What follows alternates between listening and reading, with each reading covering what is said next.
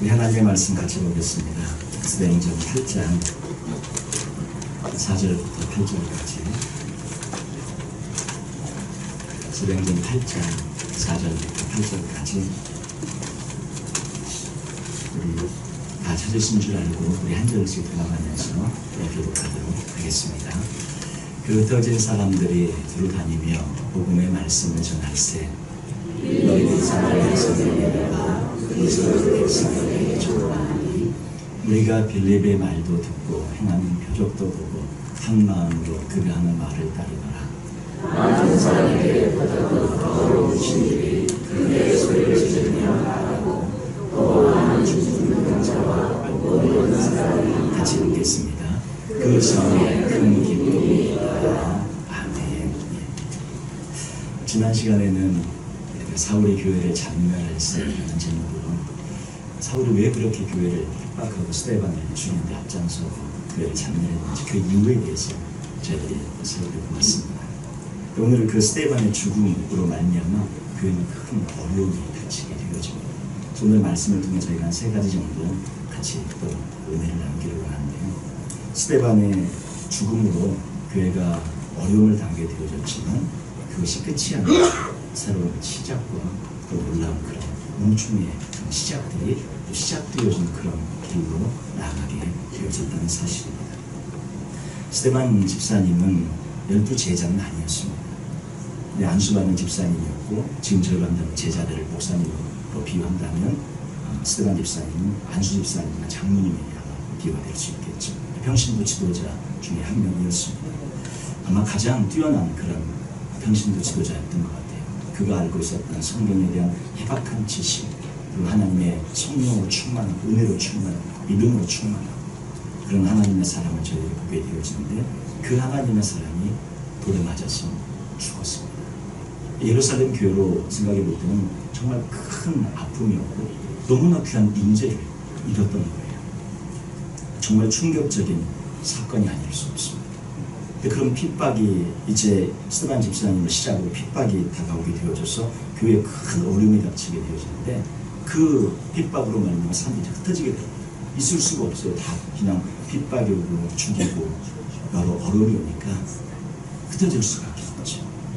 그런 상황에 교회는 겉으로 보기에는 와해된 것 같고 겉으로 보기에는 교회가 무너진 것처럼 보여지는데 하나님의 역사가 더 그 가운데서 아름답게 펼쳐지는 것을 저희가 보게 되어집니다. 역사적으로 그런 애들이 많이 있죠. 우리가 중국의 지하교회를 생각해 볼 때 공산정권 마오쩌둥 들어오면서 수많은 선교사님들이 다 철수되어지고 그곳에 이제 선교사님들이 철수하면서 잘 아시잖아요. 이제 이 중국교회는 끝났구나. 이제 중국교회는 이제 더 이상 소망이 없구나. 선교사님들이 다 철수하고 있을 상황에 복음 전한 사람이 없으니 다 그렇게 생각하지 않았습니까? 근데 지금 그 핍박과 환란 가운데 중국교회는 지금 얼마 숫자를 합니까? 지금 정확한 통계를 알 수 없지만 2억에 가까운 그런 중국 그리스도인이 있다고 하지 않습니까? 앞으로 한 20-30년 뒤에 한 3억 가까이 된다고 그렇게 예상을 하고 있어요.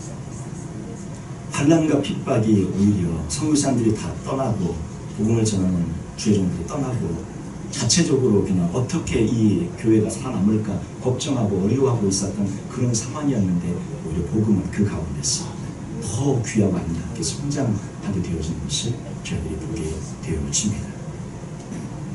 이와 마찬가지로 스데반 집사님의 순교는 오히려 많은 사람들이 예루살렘 교회 흩어지게 되어지지만 그것을 통해서 하나님의 역사가 아름답게 펼쳐지는 것을 저희들이 보게 됩니다.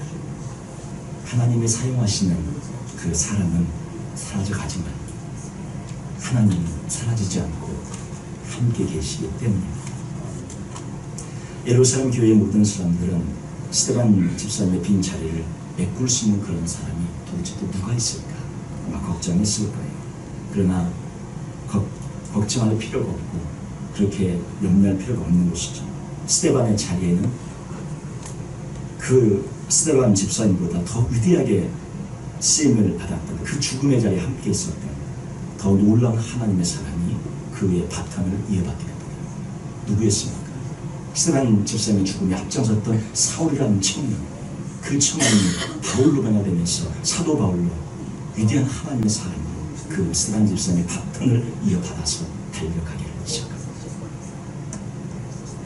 신약 성경 27권 중 13권의 성경을 써 전 세계 전도 선교회에 3차에 걸쳐서 하면서 수많은 교회를 세우고 복음을 전한 그 하나님의 사람이 스테반 집사님의 죽음에 바로 그 옆에서 준비하고 있었던 거예요.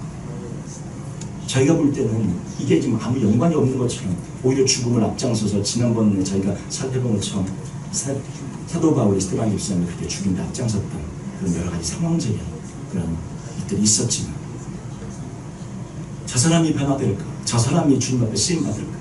걱정했던 그 사울이라는 청년이 바울로 변화되어져서 스테반 집사님의 그 바톤을 이어받아 결국 순교의 전까지 바울 역시도 그렇게 나아가 하나님 앞에 위대하게 쓰임받는 그런 하나님의 사람이 되는 것을 저희들이 보게 되었죠. 요즘 많은 세대, 저희 세대, 특별히 우리 자녀들의 세대를 많이 걱정합니다. 우리 1세대 되시는 수많은 우리 귀한 분들, 이 미국 땅에 이민 오셔서 정착하면서 우리가 피와 땀으로 일궈서 우리 자녀들에게 다 물려주고 저희는 떠나갑니다. 근데 걱정이 뭐냐면 믿음이 우리들의 그 신앙이 그대로 전해졌는지 이게 가장 큰 우리의 기도 제목이고 우리의 걱정입니다. 그러나 걱정하지 마시기 바랍니다. 하나님의 사람들은 저희보다 우리 자녀들 때 더 위대한 하나님의 사람들이 더 많이 나올 줄 믿습니다. 이 하나님의 역사예요. 저희들은 사실 걱정됐죠. 우리 자녀들이 우리들만큼만 믿음만 가져도 좋겠는데 우리의 걱정이지만 하나님 보실 때는 걱정하지 말라고 말씀합니다. 왜냐하면 저희보다 더 위대하게 쓰임받는 하나님의 사람들이 우리 자녀들 때 나올 것이기 때문에 하나님의 역사가 그래요. 하나님의 역사가 아브라함, 그 다음에 이삭, 야곱, 요셉이 나오잖아. 모세가 나오잖아. 여호수아가 나오잖아. 사사들이 나오면서 다윗 왕이 나오고 수많은 이사야, 예레미야, 에스겔 그런 선자들이 나오고 예수님이 나오고 스테반 집사님 가니까 바울이 나오고 얼마나 많은 하나님의 사람들이 끊임없이 쏟아져 나옵니다. 하나님의 그런 나라는 결코 망하지 않냐고 그 나라는 오히려 핍박과 환난을 통해 더 아름답고 귀하게 세워져 가는 줄 믿습니다. 저희들이 우리 자녀들을 위해 살 것은 기도로 심는 주님, 우리의 자녀들이 우리가 그들을 위해 기도로 심습니다. 이 기도가 열매를 맺어서 우리 자녀들이 평생 그 기도의 열매를 안면서 거두며 사는 그런 축복의 자녀들을 되어지게 됩니다. 저희들이 할 것이 무엇이 있겠어요? 그냥 기도하는 것입니다. 기도로 심고 축복의 기도 심고 그 모든 기도를 심어놔서 자녀들이 평생 그 기도 열매만을 거두며 살아갈 수 있다. 그래서 그 자녀들을 통해 놀라운 하나님의 역사들이 더 아름답고 강하게 펼쳐지는 그런 하나님의 나라가 아름답게 세워져 갈 줄로 믿습니다. 하나님의 나라는 더 핍박과 환난의 때에 더 강하게 세워져 가고 확장되는 것을 저희들이 잊지 마시고 우리들이 수고하고 피와 땀과 눈물을 흘려 믿음을 지키며 지금까지 걸어온 길이 결코 헛되지 않을 것이고 바로 그것이 우리의 자녀들의 때에 가서 더 아름답고 귀한 열매를 맺은 축복의 열매들로 맺혀질 줄 믿습니다. 그런 우리 모두가 되시기를 주님의 이름으로 축원합니다. 두 번째는 이 말씀을 통해 저희들이 생각해보고 싶은 것은 흩어진 사람들이 연결되는데요. 그 흩어진 사람들을 통해서 복음이 증거되어집니다. 복음이 증거되어지고 하나님의 뜻은 오히려 더 성취되어지는 쪽으로 가게 되어집니다. 스테반 집사님 오늘 8장 4절에 보니까 그 흩어진 사람들이 무엇을 합니까? 우리 8장 4절 한번 같이 볼까요? 8장 4절 한번 같이 한번 읽겠습니다. 그 흩어진 사람들이 돌아다니며 복음의 말씀을 전할세. 예. 흩어진 사람들이 가장 거는 복음을 전합니다. 하나님의 말씀을 복음을 전했습니다. 순교하고 나서 핍박이 왔죠. 우리는 가끔 이러한 참 아이러니한 역사를 보게 되어집니다. 성경 전체를 보면 언제나 하나님의 사람들은 핍박을 통해서 성장하는 것을 저희가 보게 되어지는데 고난 없이 신앙이 성장하는 경우가 참 드물어요.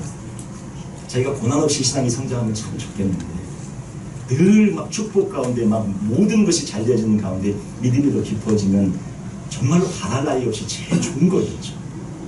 그런데 수많은 하나님의 사람들의 역사를 보면 그런 경우보다 오히려 고난과 핍박을 통해 더 강하게 믿음이 세워지고 하나님의 나라가 확장되는 것을 저희들이 보게 되었습니다. 최악의 상황인데요. 그 최악의 상황을 하나님께서 항상 최선으로 바꾸십니다. 그래서 악을 선으로 바꾸시는 것처럼 가장 어렵고 힘든 상황을 들어 사용하셔서 가장 축복의 상황으로 하나님께서 만들어 가십니다. 요셉이 종으로 팔렸을 때 얼마나 최악의 상황입니까? 더군다나 형제들에 의해서 팔려갔는데, 우리 여기 이민 생활을 하시다 보면 그 믿었던 형제도 가끔 우리의 마음을 아프게 할 때가 있잖아요. 자매도. 예. 그게 이게 현실이에요. 그런데 그런 거를 넘어서 아예 팔아버렸어요. 그 여간의 과정이 어떻든 뭐 아버지가 편애를 했건 어쨌건 그런 상황이야 좀 어쨌건 간에 어떻게 노예로 팔아버릴 수가 있습니까? 그들은 죽이자고 운동을 하고. 그런데 보세요. 그 최악의 상황이 가장 최선의 상황으로 바뀌어버립니다. 하나님께서 바꾸셔요. 노예로 팔려갖고 죄수로 들어갔기에 그가 애굽의 총리의 신이 될 수 있었던 것입니다. 하나님은 이렇게 상황을 바꾸시고 역전시키십니다. 모세가 나일강에 더 이상 생겨 키울 수가 없어서 그 어머니가요, 그 갈대상자를 만들고 역청으로 팔라가지고 그 모세를 어떻게 해요? 포기한 거죠. 완전히 맡기고 죽으면 죽는 거지 하고 떠내려 보냈을 때에 그 모세가 어디로 들어오는 거예요? 바로 왕의 딸이 목욕하는 그 장소로 모세의 갈대상자를 가게 됩니다. 최악의 상황인데 그 최악의 상황을 하나님께 맡기고 나가니까 그것이 가장 최선의 상황으로 바뀌어져서 하나님 앞에 지도자로 쓰임받는 위대한 그런 삶의 길을 걷는 하나님 앞에 인생의 길이 펼쳐진 모세의 생애가 되는 거 아닙니까? 여러분, 다윗이 기름 부음 받고, 아니 사무엘 선지자가 와서 기름 부었으면 뭐 좀 잘 돼야 되잖아요. 골리앗 무찌를 때까지는 좋은데 잘 돼야 되는데 그 다음부터 어떻게 돼요? 그냥 이제 장인어른이 죽이려고 창을 던지니 사울의 딸 미가가 다윗이 결혼을 해서 왕이 사위가 됐어요. 그런데 이 왕이 질투를 해가지고 다윗이 왕이 될 것 같아요. 자기 아들 요나단은 자꾸 다윗에게 양보하는 것 같고, 그러니 이 사울 왕이 견디다 못해서 그냥 창을 집어 던지고 다윗을 죽이려고. 얼마나 많은 핍박을, 그 있을 곳이 없어서, 군대 장관까지 했던 다윗이 있을 곳이 없어서 그냥 쫓겨다니게 시작합니다. 근데 보세요. 그 쫓겨다니는 그 상황, 그 최악의 상황이 하나님의 사람들이 모이는 계기가 되죠. 우리 사무엘상 22장 1절 2절 한번 이 말씀을 잡자. 사무엘상 22장 1절 2절 여기 앞에 말씀인데 한번 같이 읽어보겠습니다. 그러므로 다윗이 그곳을 떠나 아둘람을 불러 도망하니 그의 형제와 아버지의 온 집이 됐고 그리를 내려가서 그에게 이르렀고, 환난당한 모든 자와 빚진 모든 자와 마음이 원통한 자가 다 그에게로 모였고 그는 그들의 우두머리가 되었는데 그와 함께 한 자가 400명 가량이었다. 다윗이 지금 최악의 상황으로 도망할 수밖에 없어서 쫓겨나서 저렇게 광야를 방황하며 유리하며 되어졌는데 그에게 사람들이 한 명씩 두 명씩 모이기 시작했는데 어떤 사람들이 모였느냐? 환난당한 자, 그리고 그 당시 빚진 자, 가난하고 없어서 먹을 것이 없어서 빚지다 보니까 살 수가 없죠. 막 독촉하니까 결국 다 자기 있는 삶의 자리 다 버리고 유리하는 그런 빚진 자들이 다윗에게 와서, 그리고 마음이 원통한 자가 억울하고, 아니 해결할 수 있는 능력이 있는 사람이 있는 힘을 써서 해결해 버리죠. 이 마음이 원통한 자가 뭐예요? 해결할 능력이 없는, 애도 없고 아무것도 없고, 이런 게 있으면 자기가 이미 해결해버리겠죠. 그 마을 유지들을 통해서. 근데 그런 것도 없는 사람, 저 원통한 사람들이 다윗에게 모였어요. 한마디로 모압 지졸들이 모인 겁니다. 그냥 저런 사람들이 모인 거예요. 그런데 그 사람들이 400명 가량이 됐어요. 그런데 이 사람들이 이스라엘의 건국의 개국공신들이 되어집니다. 저 가운데 요압 군사령관 총사령관이 나오고, 저 가운데 아비아달 대제사장이 나오고, 저 가운데 그 모든 다윗의 총 12군단에 나왔던 그 군단장들이 저 가운데 쏟아져 나와요. 이스라엘의 건국의 가장 강력한 주력들이 저 가운데서 나와요. 가장 최악의 상황이었고 가장 아픈 상황이었고 도망갈 수밖에 없는 상황이었는데 하나님은 그 도망가는 상황에서 하나님의 사람을 붙여주셔서 그들을 통해 이스라엘이라는 나라를 건국하게 하고 개국하려는 그런 위대한 하나님의 사람들을 저 가운데서 세우시고, 다윗이 저렇게 안 됐으면 저 사람들 어떻게 만났겠어요? 그냥 왕의 사이로 하나님의 왕궁이 있었더라 저 사람들 만났겠습니까? 친해질 기회도 없었고 만날 수도 없었고 이유도 없었고, 그러면 정말로 자기와 함께하는 그 어려울 때 자기와 함께했던 그 사람들을 어떻게 만납니까? 진짜 친구, 진짜 자기를 위한 사람은 가장 어려울 때가 되어지면 안 가는데, 우리 어려울 때 많이 겪지 않습니까? 정말 나를 위한 사람이 누군지 그때 알잖아요. 어렵고 힘든 상황에 다윗이 처해짐으로 말미암아 가장 하나님의 사람들을 만나게 되어지고 그 상황에서 하나님께서는 놀라운 은혜 역사를 펼쳐가는 것입니다. 스데반 집사님의 죽음, 물론 마음이 아프고 안타깝습니다. 안 죽고 더 많은 일을 할 수도 있었겠죠. 그런데 하나님은 그 죽음이란 환경에서 하나님은 그 길로 인도하셨던 것이죠. 안 죽게 그냥 막을 수도 있었어요. 베드로 같은 경우는 잡혔다가 죽으려는 게서 풀어나기도 하고, 바울과 실라가 찬송 중에 밤중에 찬송했을 때 옥중에 문이 열려서 풀려나기도 하고, 때로는 풀려나기도 하는데 때로는 저렇게 어려움을 겪고 죽을 수도 있고 고난권에 들어갈 수도 있다는 거예요. 근데 그것이 끝이 아니라 하나님의 나라는 그 가운데서 더 아름답게 세워져 간다는 것입니다. 우리의 평생이 하나님의 나라에 저렇게 한 점이라도 세운데 쓰임받을 수 있다면 그것으로 기쁜 걸 아니겠습니까?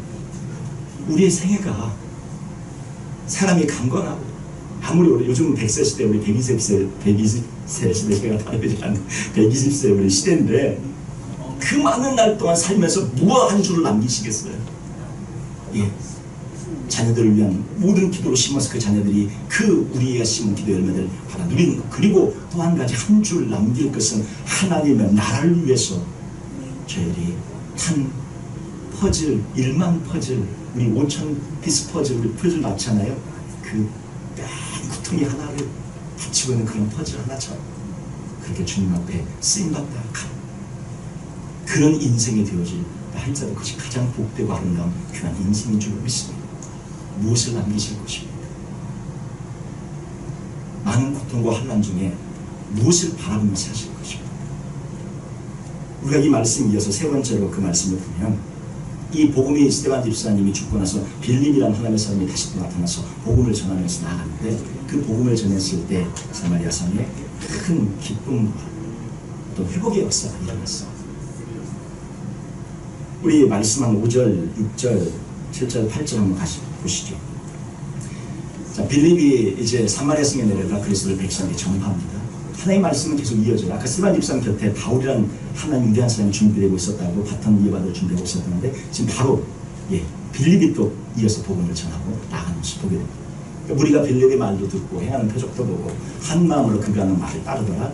우리 7절, 8절 말씀 보시면, 그래서 많은 사람에게 붙었던 더러운 귀신들이 크게 소리를 지르며 나가고, 또 많은 중풍병자와 못 걷는 사람이 나으니, 자, 그 성에 큰 기쁨이 있더라. 우리 7절, 8절도 한번 보여주시겠어요? 예. 그 성에 큰 기쁨이 있었어요. 그리고 많은 사람에게 붙었던 더러운 귀신들이 크게 소리를 지르며 나가고, 또 많은 중풍병자와 못 걷는 사람이 나았습니다. 근데 그리스도인은 더러운 귀신이 들리진 않습니다. 완전 포제션, 소유하는 것은 있지 않아요. 왜냐하면 우리 안에 누가 거하십니까? 하나님이 거하시고 예수 그리스도가 거하시고 성령님이 거하시기 때문에 우리 안에 거하시는 하나님을 몰아내고 저 귀신들이 그 안에 좌정하고 막 그 안에 소유하고 있을 수가 없어요. 인격이 바뀐다거나 목소리가 변하거나 이런 일은 있을 수 없어요. 근데 공격은 받을 수 있다는 거죠. 예수님도 3번 사단이 시험한 것처럼 시험은 받아요. 저희들이 시험에 굴복되고 시험에 무너지면 막 그래서 여러 가지 어려움을 겪게 되는 거죠. 그래서 이 미국이라는 사회가 참 거룩한 하나님의 사람들이 곳곳에 굉장히 많이 있어요.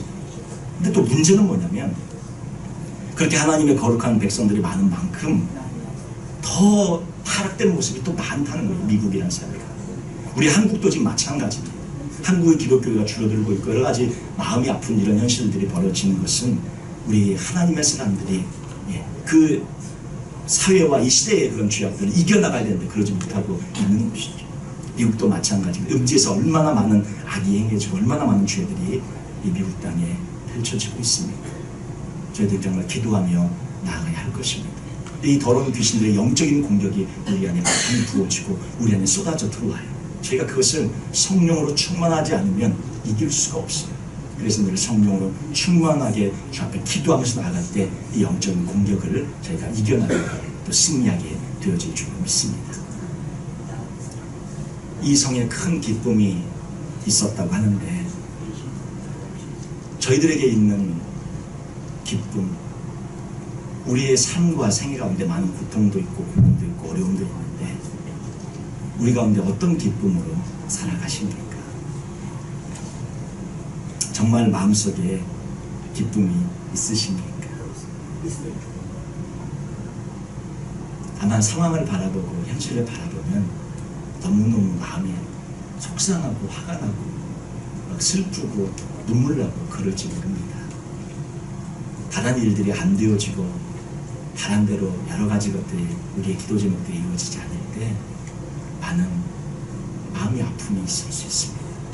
우리가 가져야 될 진정한 기쁨은 하늘에서 주신 하나님이 주시는 그런 섭리 은혜로 받는 그런 기쁨이어야 할 것입니다.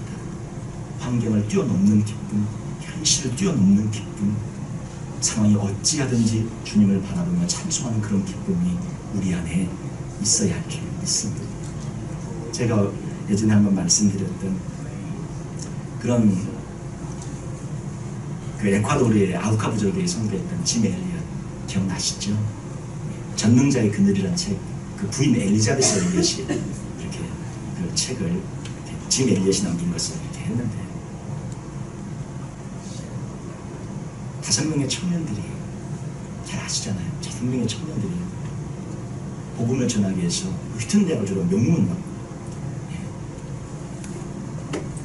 성수를 준비해서 평생을 노력했어요. 그때 짐 엘리엇 제 나이가 29살이었습니다.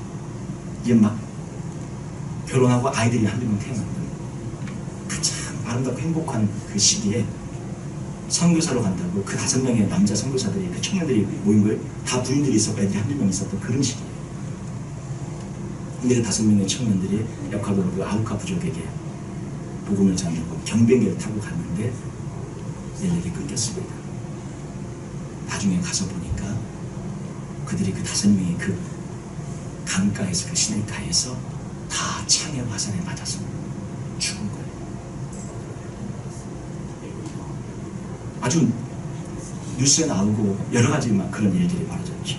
그래서 짐 엘리엇의 그 부인 엘리자베스 엘리엇에게 그 기자가 이제 그렇게 묻지 않습니까? 참 그렇게 공부해서 그런 인재가 거기 가서 그렇게 죽어버리고 참 허무한 인생이라고 이게 뭐 하는 거냐 이런 죽음이 얼마나 가치 없고 무가치한 죽음을 이렇게 사냐고 이렇게 하려고 그렇게 살았냐고 참 헛된 죽음이었다 그렇게 얘기했을 때 그 부인이 뭐라고 했습니까? 엘리자베스 엘리엇이 그것이 왜 낭비입니까? 그것이 왜 헛된 죽음입니까? 평생 그것을 위해서 준비했고 그것을 위해 살아온 사람이 그 꿈을 이루었는데 그것이 왜 낭비입니까? 그리고는 그 5명의 부인들이 자기 애들을 데리고 다시 그 에콰도르의 아우카 부족에게 죽은 부인들이 이제 자녀들과 함께 들어갔어요. 그 아우카 부족은 여자들은 죽이는 것은 비겁한 전사형 한 행동이 아니라고 여자들은 죽이지 않는 그런 전통이 있어서 여자들은 가서 죽이지 않았어요. 그리고 아이들은 죽이지 않았어요. 그래서 그곳에 살았는데 그곳에서 그 선교사들을 죽인 그 사람들, 그 마을 사람들 회개하고 선교사를 죽인 사람이 그 마을의 담임 목사가 됐고, 예. 이 짐 엘리엇이 몇 년 전에, 엘리자베스 엘리엇이 몇 년 전에 이제 하늘에 하나님의 부르심을 받고 갔는데 하나님 앞에 일평생 귀하고 쓰임 받고 또 그 아들은 그 지금 아우카 부족에서 목표를 하는 그런 목회자가 되어서 살아가는 그런 일들을 남겼습니다. 뭐 고등고등을 신학교에서 엘리자베스 엘리엇이 강의하시고 그런데 한 가지 놀라운 사실은 그때 이 5명에게 무기가 다 총이 다 있었어요. 5명이니까 선교사님들 총이 장전된 채로 다 있어서 방아쇠를 당기면 다 쏠 수 있는 채로 장전이 되죠. 5명이 청년들에게 총이 다 차고 있었는데 죽었는데요. 총을 차고 장전된 채 총을 차고 화살도 창에 맞고 죽은 거예요.